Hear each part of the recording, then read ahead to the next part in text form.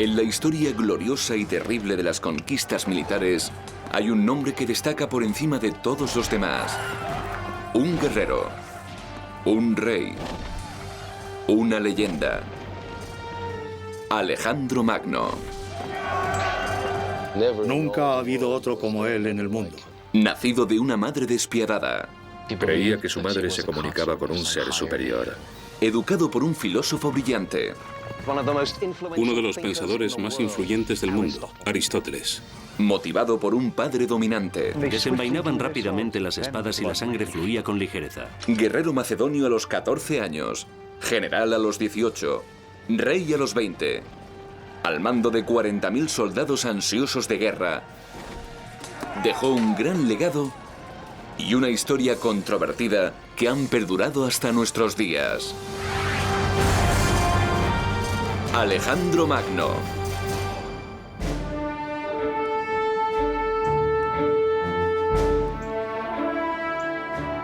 Hace más de 2000 años, este era el hogar de un hombre al que muchos consideran el guerrero más importante de la historia.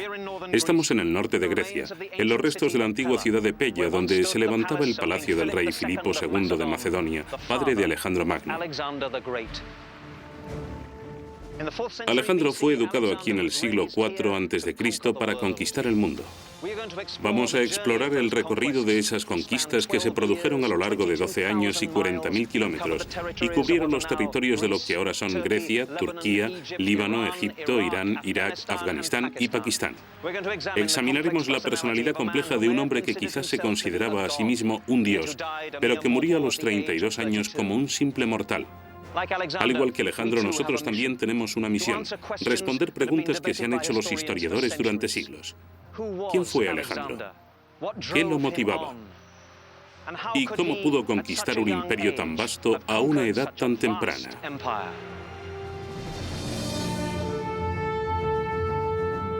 La mayor parte de lo que sabemos de Alejandro Magno procede de 4 historiadores antiguos que escribieron varios cientos de años después de la muerte de Alejandro en el año 323 a.C.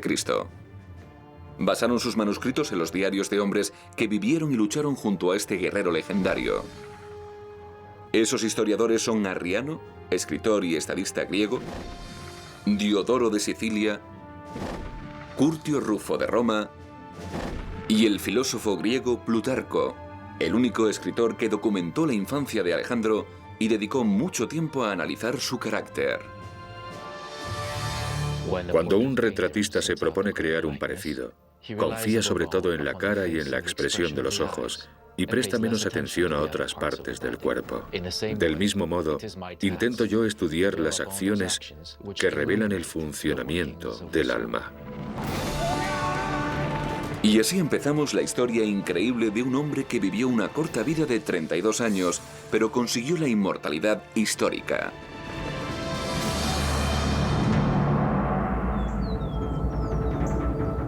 Estamos en el 356 a.C., el año del nacimiento de Alejandro.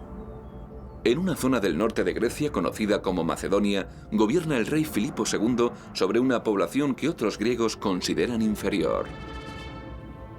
Tenemos la impresión de que los macedonios eran analfabetos, de que eran brutos, estaban por debajo del nivel cultural del que hacían gala muchos atenienses y de que además eran peligrosos, como demuestra el rey Filipo II.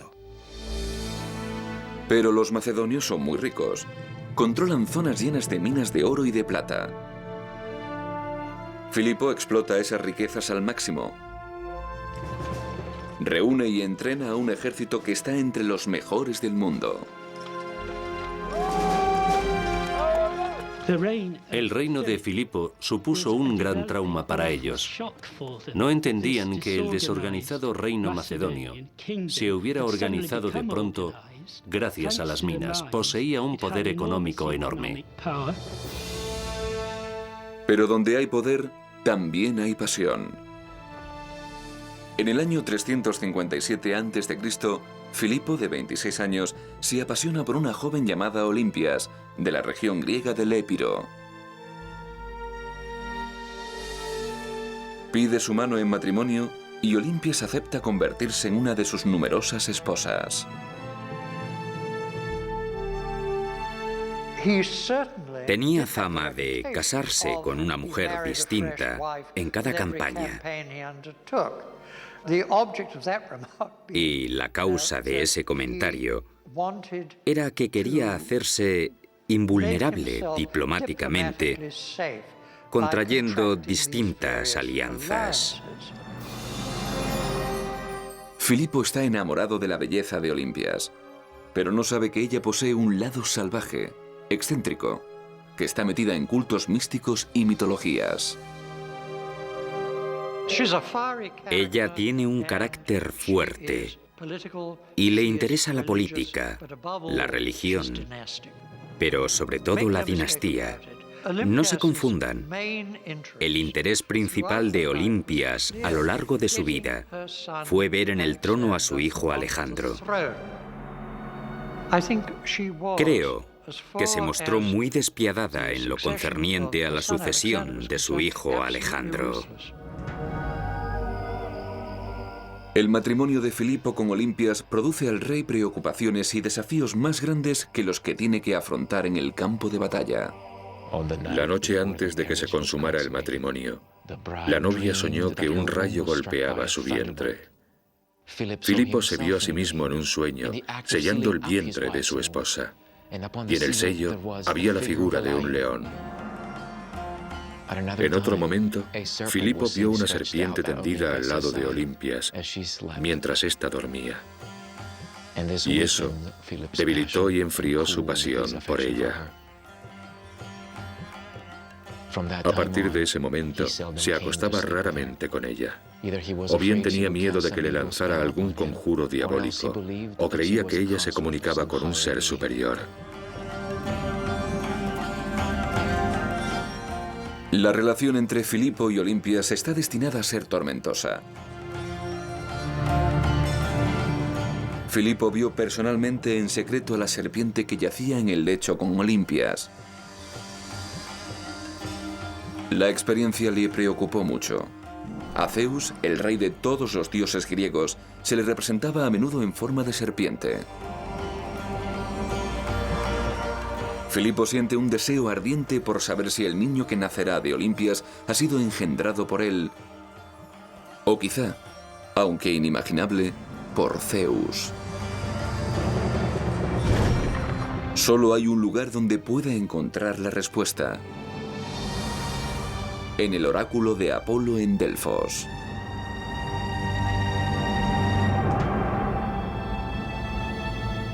Así era Delfos en el siglo IV a.C. Una ciudad próspera, centro de comercio, de religión y de competiciones atléticas. Esto es Delfos hoy. Las columnas del templo de Apolo se elevan todavía majestuosamente en la magnífica ladera desde la que se divisa el Golfo de Corinto.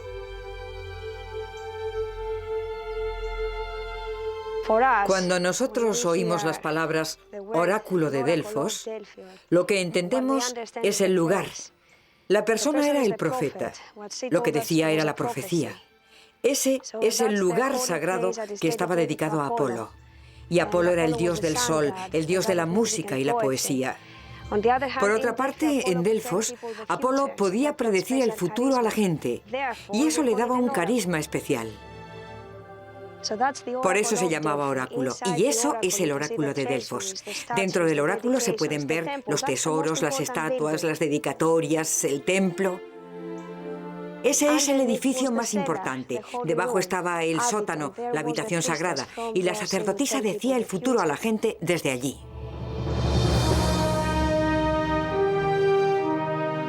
En los meses anteriores al nacimiento de Alejandro, en el 356 a.C., solo hay una pregunta que Filipo quiera hacerle al oráculo de Delfos. ¿Su hijo será hijo de un mortal o de un dios?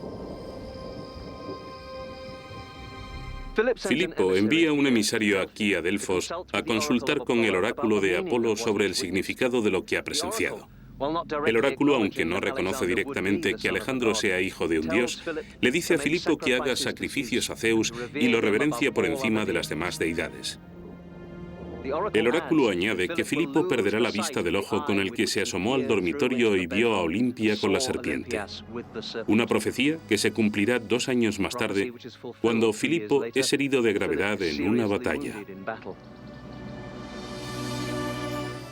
Ese tipo de historias, contadas por los historiadores antiguos, se ven hoy con escepticismo. Todo el mundo dice, oh, bueno, si te asomas por el ojo de la cerradura y ves a tu esposa refocilándose con una anaconda grande, bueno, eso puede trastornarte un poco. Independientemente de su relación con los dioses, el niño que nace de Olimpias en el verano del 356 a.C. está destinado a llevar victorias y tragedias a su país, su familia y a sí mismo, con el nombre de Alejandro Magno.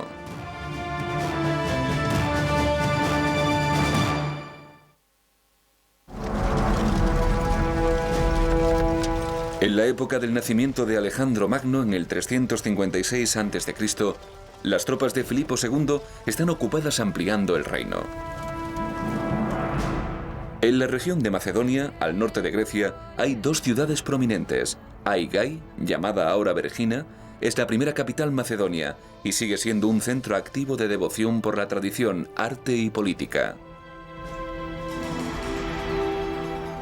Todavía existen los restos de un palacio grande, así como un teatro al aire libre donde se celebran festivales, actuaciones y competiciones atléticas. En el siglo IV a.C., Pella se convierte en la capital macedonia y el hogar del rey Filipo II. Aquí es donde crece Alejandro Magno. Lleva una vida de príncipe, pero no es un niño rico mimado ni mucho menos. Su ambición y su curiosidad por el mundo son ilimitadas. Alejandro es un chico de una gran inteligencia. Su autor favorito es Homero y duerme con una copia de los poemas de Homero al lado de la cama. En Pella asiste a la escuela reservada a los hijos de la nobleza macedonia. En esa academia recibe un entrenamiento académico, atlético y militar. Pero a los 13 años sucede algo que convence a Filipo de que la inteligencia de su hijo solo se ve superada por su valor. Hubo un día en el que Filoneico de Tesalia llevó a Filipo un caballo llamado Bucéfalo, que ofreció venderle por 13 talentos. El rey y sus amigos bajaron a la llanura a presenciar las pruebas del caballo y llegaron a la conclusión de que era salvaje e incontrolable. Filipo ordenó que se lo llevaran. Pero Alejandro, que estaba cerca, comentó: se van a perder un gran caballo, y solo porque no saben controlarlo ni se atreven a intentarlo. Alejandro se acercó a Bucéfalo, lo sujetó por la brida y lo colocó en dirección al sol, porque había notado que el caballo se asustaba de su sombra. Alejandro montó el caballo y lo puso al trote con su voz y un gesto del pie. Filipo y sus amigos contuvieron el aliento, temerosos hasta que vieron a Alejandro regresar triunfante. Su padre, nos dicen, llegó a llorar de alegría. Cuando Alejandro desmontó, lo besó y le dijo: hijo mío, tendrás que encontrar un reino lo bastante grande para tus ambiciones. Macedonia es demasiado pequeña para ti. Realidad o ficción, la leyenda dice que Bucéfalo se convirtió en el caballo predilecto de Alejandro, un caballo que montó en la batalla en años posteriores.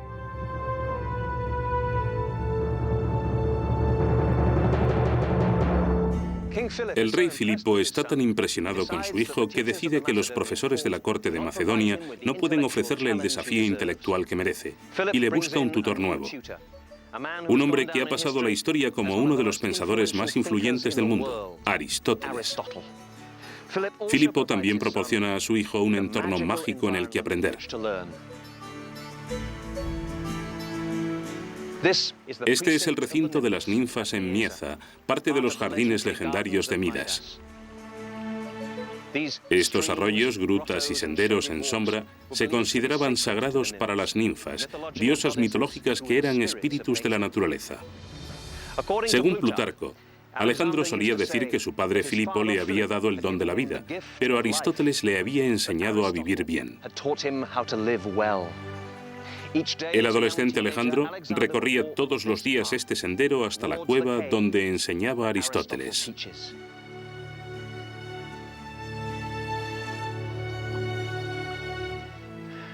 Aristóteles fue una de las mentes más preclaras que hayan existido jamás. Un filósofo cuyas enseñanzas comprendían ética, política, música, medicina, embriología, astronomía, botánica, magnética, óptica, historia, zoología, retórica, poesía y, lo más importante, curiosidad. Él enseña a Alejandro a no dar nada por sabido. Cada situación es diferente. A organizar, a analizar los hechos antes de sacar conclusiones. Añadamos eso a la espontaneidad natural de Alejandro y tendremos la receta del genio. Es en esa época cuando Alejandro pasa de la adolescencia a la edad adulta, cuando conoce a Hefestión, hijo de un noble macedonio. Hefestión se convertirá en su mejor amigo, y muchos creen que también en un compañero íntimo. Cuando Alejandro llega a la adolescencia, tanto a Filipo como a Olimpias les preocupa que se convierta en lo que los griegos llaman un guines, un homosexual afeminado. Y para enderezarlo, a los dos se les ocurre importar chicas alegres, de buena apariencia, que le enseñen lo que tiene que hacer. Y eso suscita la cuestión de qué hacer si eres un joven ligeramente afeminado con un padre dominante, macho, superviril, un hombre de barba grande y un militar victorioso. Y uno se pregunta si la devoción y la amistad de por vida que tuvo con Hefestión no sería porque éste era la única persona con la que podía relajarse y ser él mismo.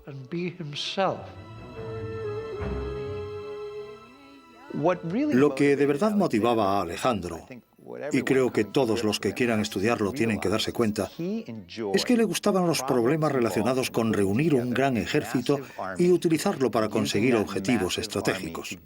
Eso era lo que lo motivaba.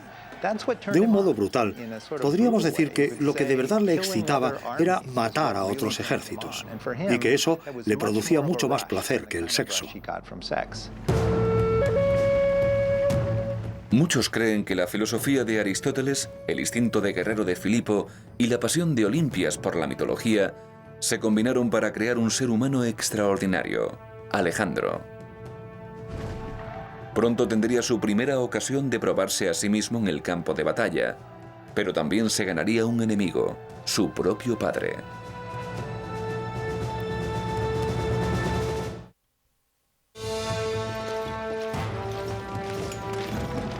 ...340 a.C., el rey Filipo II de Macedonia, padre de Alejandro, de 16 años, está en guerra. Su objetivo, el control de Grecia. La falange macedonia es el instrumento de guerra más poderoso de Filipo. Soldados muy entrenados que transportan lanzas o sarisas y avanzan en formación cerrada, creando una enorme máquina de guerra en movimiento que es prácticamente imparable. Filipo adaptó la formación a partir de la falange griega tradicional.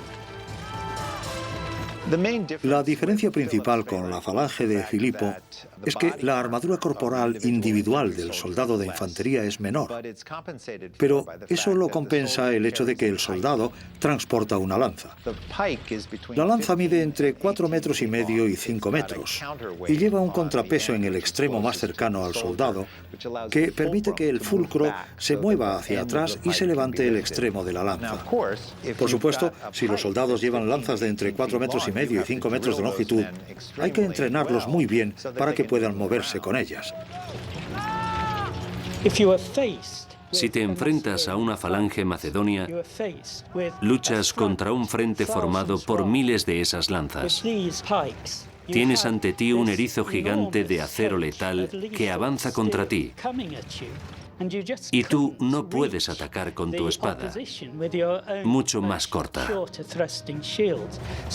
Por eso, siempre que la falange mantuviera su posición, podía cruzar cualquier resistencia, cosa que hacía. Cuando Alejandro cumple 16 años, Filipo controla la mayor parte de Grecia. Pero cuando llegan las noticias de sus victorias, Alejandro no se muestra orgulloso. Cuando se enteraba de que Filipo había capturado una ciudad famosa o alcanzado una victoria abrumadora, Alejandro no demostraba ningún placer, sino que comentaba a sus amigos: mi padre se me adelantará en todo, y no quedará nada grande o espectacular que yo pueda enseñarle al mundo. Él no deseaba heredar un reino que le ofreciera riqueza, lujos y placeres de los sentidos. Prefería una vida de lucha, de guerras, de ambición sin límites. El año 339 a.C., Alejandro pasa mucho tiempo en la antigua capital macedonia de Aigai estudiando los informes sobre las hazañas de su padre. Es evidente para muchos que cada vez está más deseoso de entrar en combate y que un día él liderará sus propias conquistas. En una ocasión en que Filipo está fuera de Aigai, llegan unos embajadores de Persia. Los recibe Alejandro en lugar de su padre y los deslumbra con su inteligencia, su madurez y sus conocimientos políticos. Se marchan convencidos de que la celebrada astucia de Filipo no es nada comparada con el espíritu aventurero y las ambiciones peligrosas de su hijo. Pero Filipo también sigue teniendo ambiciones, la de controlar Grecia. Y los dos enemigos más poderosos que se interponen en su camino son los ejércitos de Tebas y Atenas. Hay un grupo de soldados en particular que tiene una reputación de ferocidad.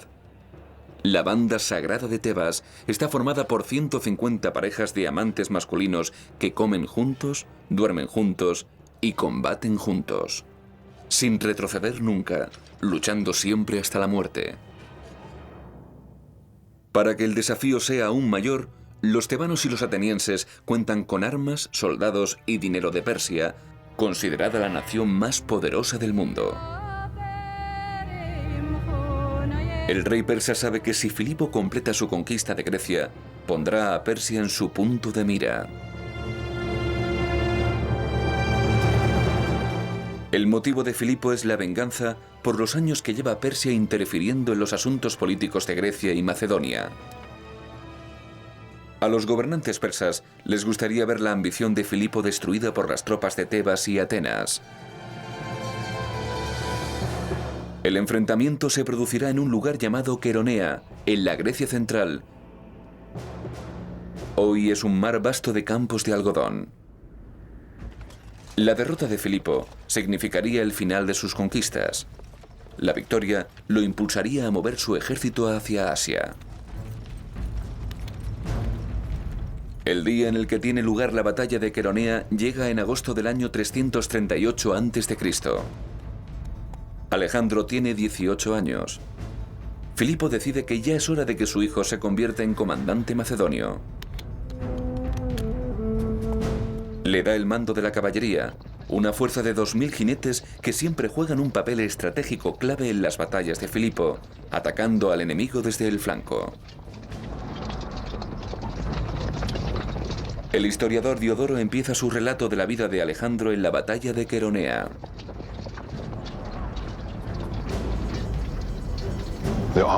Al amanecer se despliegan los ejércitos y el rey coloca a su hijo Alejandro, joven en años pero famoso por su valor y su rapidez de actuación, en uno de los flancos, al lado de los generales más experimentados, mientras él manda el otro flanco al frente de sus hombres armados con lanzas. Se colocan unidades individuales donde lo requiere la ocasión. Al otro lado, divididos en línea según sus nacionalidades, los atenienses están al mando de un flanco y los tebanos del otro. Estoy en el lugar de la batalla de Queronea. El rey Filipo empieza la batalla lanzando hacia adelante su falange macedonia.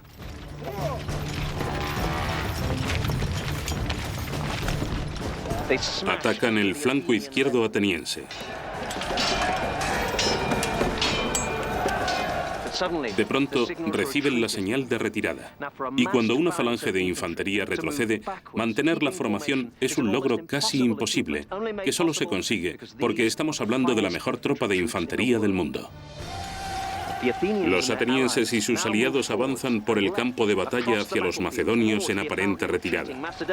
Pero los tebanos, que son tropas más disciplinadas, se quedan donde están, lo cual resulta ser un error.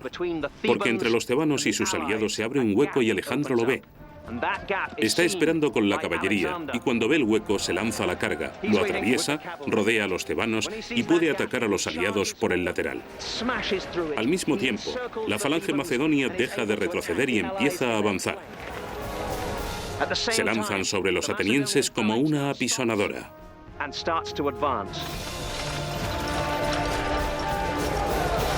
2000 de ellos se rinden.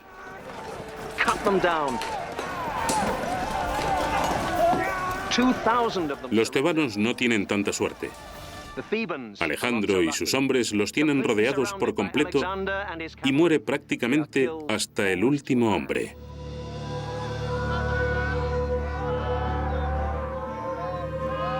Tras la sangrienta batalla, en agosto del año 338 a.C., los campos de Queronea quedan cubiertos de cuerpos. Filipo logra, con ayuda de su hijo, su objetivo de controlar Grecia. La banda sagrada de tebanos son enterrados aquí, bajo esta estatua de un león. Los muertos atenienses son cremados. La batalla de Querona logró dos cosas. A nivel personal demostró que Alejandro era un comandante eficaz y valiente, de lo que seguramente era la mejor fuerza de caballería que ha visto nunca el mundo. Políticamente estableció el control de Filipo sobre Atenas y la mayoría de las ciudades-estado griegas. Podía permitirse ser generoso, ofreció la paz y liberar a los prisioneros y sus condiciones fueron aceptadas. Alejandro fue enviado a Atenas con una guardia de honor para llevar las cenizas de los atenienses muertos. Pero la relación entre el padre y el hijo estaba a punto de cambiar. Nunca más le encomendaría a Filipo una misión tan importante. La batalla de Queronea pudo haber sido el comienzo de una dinastía macedonia padre-hijo, pero el futuro guardaba un destino muy distinto. Un destino donde no habría un respeto mutuo entre Filipo y Alejandro, sino odio y desconfianza.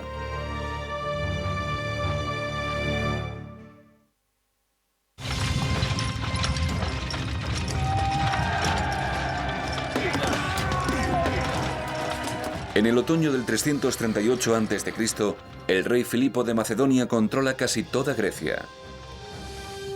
Una victoria decisiva en Queronea, en la que Alejandro juega un papel importante en la derrota de los atenienses, inspira un gran respeto en las tropas macedonias por un nuevo liderazgo padre-hijo. A los 18 años, Alejandro ha demostrado ya ser un digno sucesor del trono de su padre. Y naturalmente asume que un día será el dueño de este palacio de Aigai. Pero una serie de acontecimientos cambia esas expectativas. Acontecimientos provocados no por la guerra, sino por el amor. A los pocos meses de su victoria en Queronea, Filipo decide tomar otra esposa. Cleopatra, de 20 años y de una importante familia macedonia, acepta casarse con él. Creo que lo que ocurrió fue que un hombre de edad ya madura encontró una mujer joven con la que podía establecer una alianza de matrimonio con una familia importante macedonia y decidió hacerlo. Se trata de un hombre que tiene casi 50 años y se casa con una mujer 30 años más joven que él. Dejaré que saquen ustedes sus conclusiones. Independientemente de su motivación, la decisión de Filipo de casarse con Cleopatra provoca una pelea importante con Alejandro y su madre Olimpias. Si Cleopatra, que es macedonia, da a luz un hijo varón, este ocupará el lugar de Alejandro como heredero legítimo al trono de Filipo, ya que la madre de Alejandro es de Épiro, que no es parte de Macedonia. A Alejandro que se ha criado con la Ilíada y las alabanzas de sus tutores, que lo llamaban el segundo Aquiles, le gusta ese papel. Por otra parte, está Papaíto, que tiene prioridad en ese puesto. Y ahora, Papaíto se ha vuelto a casar y quiere engendrar hijos en Cleopatra. La creciente tensión entre miembros de la familia alcanza su punto cumbre la noche de la boda de la pareja, en el otoño del 338 a.C. Los macedonios eran famosos por sus fiestas alcohólicas. Muchas de ellas tenían lugar aquí, en el palacio. Después de la boda de Filipo y Cleopatra, tiene lugar el tradicional banquete macedonio, en el que todos los hombres se emborrachan. Atalo, tío de la novia, hace un brindis en el que ruega a los dioses que bendigan la unión con un heredero legítimo al trono. Alejandro, enfurecido, grita: ¿y yo qué soy, un bastardo? Y le arroja su vaso de vino a Atalo. Filipo se levanta, desenvaina la espada y cruza la habitación hacia su hijo, pero está tan borracho que tropieza y se cae. Alejandro se burla de su padre y dice: este es el hombre que quiere cruzar de Europa a Asia, y ni siquiera puede cruzar de una mesa a otra.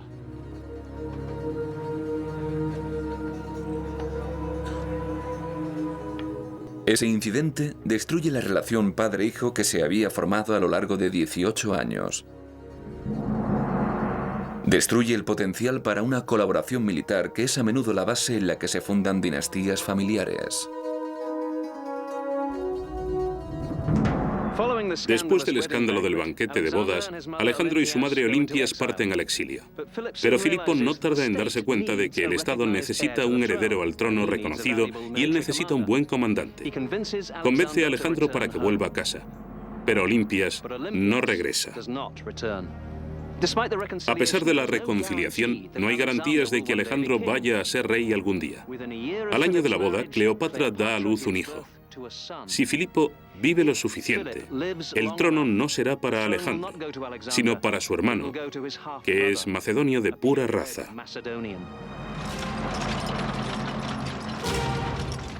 Aunque la discordia entre Filipo, Alejandro y Olimpias dista mucho de haber sido superada, Filipo se concentra ahora en su nuevo objetivo. Con Grecia bajo su control, quiere extender su reino por Asia. Envía una pequeña expedición de tropas a la costa occidental de Asia al mando de su general Parmenio para que estudien los obstáculos y establezcan una cabeza de puente. Parmenio era su general más antiguo, un hombre muy importante para él. Era su mano derecha y de toda confianza. También era un conspirador político de primer orden. Y sus mayores ventajas eran, primero, su fidelidad absoluta a Filipo y, segundo, su habilidad indudable como general. Pero antes de emprender su viaje por Asia, Filipo decide una vez más consultar a los dioses. Filipo envía un emisario a Delfos para que pregunte si podrá vencer a Darío, el gran rey de Persia. La respuesta que recibe es ambigua. El toro está engalanado, el sacrificio está listo. Filipo interpreta eso como que Darío será sacrificado como una víctima en el altar, pero el verdadero significado de la profecía resulta ser muy diferente. Filipo hace planes enseguida para realizar sacrificios. Quiere que en las festividades participen tantos griegos como sea posible, por lo que organiza competiciones musicales y banquetes espléndidos para sus amigos e invitados. Está decidido a mostrarse ante Grecia como una persona amable. La celebración de Filipo tiene lugar en terrenos del palacio de la antigua capital de Aigai. Es octubre del año 336 a.C. Este es el teatro del Palacio Real de Aigai. Aquí se reúnen miles de macedonios con el rey Filipo y con Alejandro para un festival en honor de los dioses.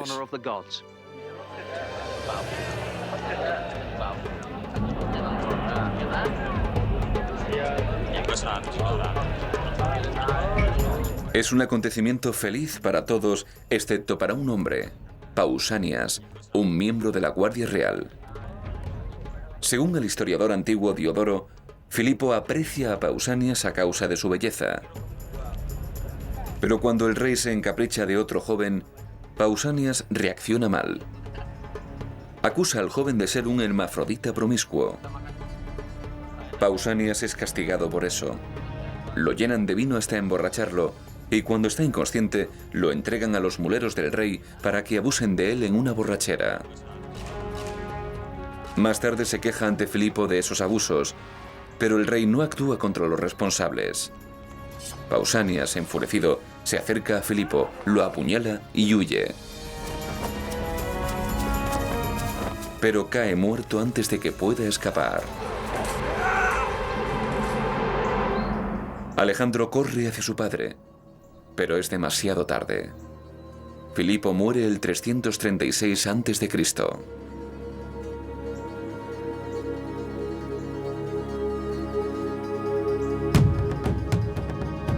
Enseguida surgen teorías de conspiraciones.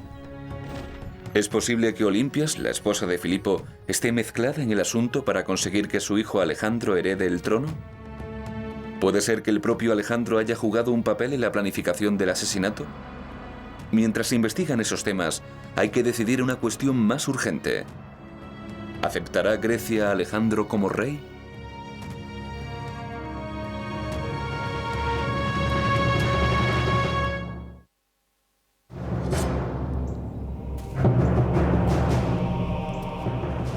Cuando el rey Filipo de Macedonia cae asesinado en el 336 a.C., no hay duda de que uno de sus guardas asesta el golpe mortal.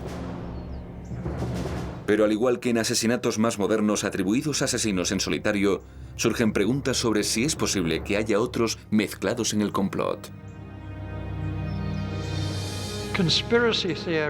Surgieron teorías de conspiraciones desde el comienzo, sobre todo después de que Pausanias muriera tan convenientemente a manos de antiguos compañeros de clase de Alejandro, lo que hacía ya imposible que pudiera hablar.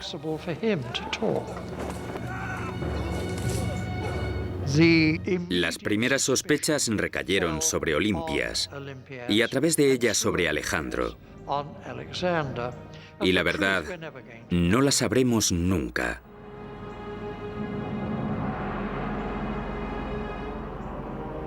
Después de una cremación ceremoniosa, los huesos de Filipo y sus posesiones más preciadas son colocados en el interior de una cámara funeraria que se cubre con toneladas de tierra. Según una costumbre antigua, cuanto más alto el montículo, más importante la persona.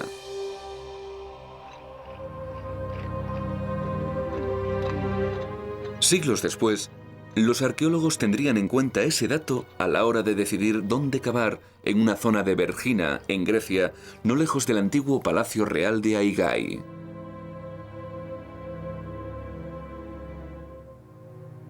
Aquí es donde enterraron al rey Filipo II, cerca de su palacio, bajo un montículo de tierra que se conoce como el Gran Túmulo. La tumba permaneció oculta más de 2000 años, hasta 1977, cuando la descubrió el arqueólogo griego Manolis Andrónicos. 15 años más tarde, se construye un magnífico museo en el interior del túmulo. El Museo de Vergina es una maravilla de arquitectura y diseño modernos. Aquí se exponen objetos encontrados en varias tumbas.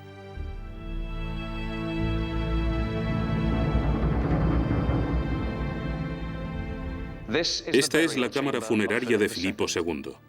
Cuando me enteré del descubrimiento no podía creerlo. Y como yo, muchos arqueólogos. No se había descubierto ninguna tumba macedonia a esa escala. Pero ahí está. La fachada está diseñada como un templo, una entrada de mármol flanqueada por dos medias columnas o pilastras. Encima de la entrada Hay un friso con una pintura de una cacería real. Aparece Filipo cazando leones, osos y otros animales salvajes en un bosque de Macedonia. Aquí, un joven a caballo se apresta a lanzar su arma. Es el propio Alejandro. Encontrar la tumba del padre de Alejandro Magno era ya todo un hallazgo. Pero lo que los arqueólogos no se esperaban, lo que nadie había podido imaginar, era el asombroso tesoro que encontrarían dentro. Los huesos de Filipo II estaban en el interior de esta caja de oro macizo.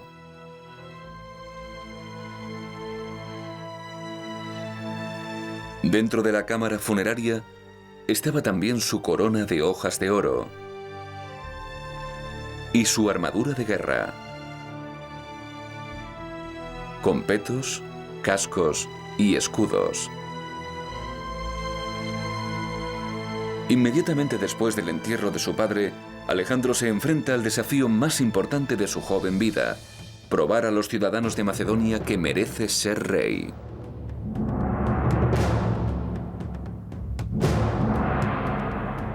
Alejandro tenía solo 20 años cuando heredó el reino, que en aquel momento estaba plagado de envidias y disputas.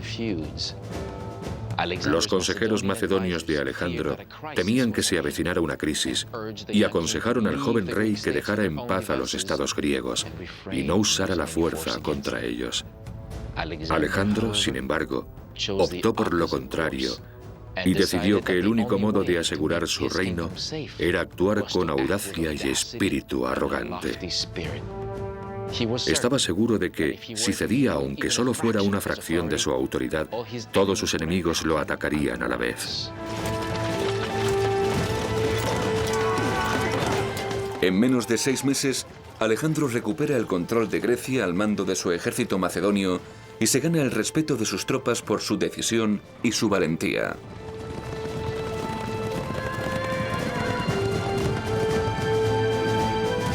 Para horror de Cleopatra, que se suicida después, Olimpias, la madre de Alejandro, ordena la ejecución del hijo recién nacido de Filipo, dejando al suyo como único heredero posible al trono de Macedonia. El rey Alejandro vuelve entonces su atención hacia lo que se convertirá en el objetivo de su vida: la conquista de Persia. Pero antes, siguiendo la tradición de su padre, decide buscar el consejo del oráculo de Delfos para ver si de verdad está destinado por los dioses a derrotar a Darío y gobernar toda Asia.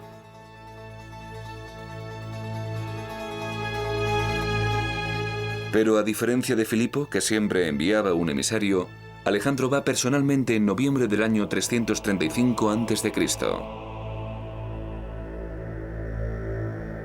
Cuando Alejandro llega aquí, a Delfos, le dicen que ha llegado en la época equivocada. En los meses de invierno no se puede consultar al oráculo. Tendrá que regresar en primavera. Alejandro, que no acepta fácilmente un no por respuesta, va en busca de la sacerdotisa e intenta arrastrarla por la fuerza hasta el templo. Al fin, vencida por su insistencia, ella grita: «Eres invencible, hijo mío». Cuando él oye eso, declara que no necesita más profecías, ya tiene la respuesta que buscaba. Al igual que con muchas historias que describen a Alejandro, en la narración de su visita a Delfos es difícil separar el mito de la realidad. Pero su deseo apasionado de complacer los dioses y buscar su guía será un tema recurrente en su vida. A punto de embarcarse en lo que será un viaje de 12 años, puede que Alejandro se considere a sí mismo fruto de un linaje divino, o puede que no.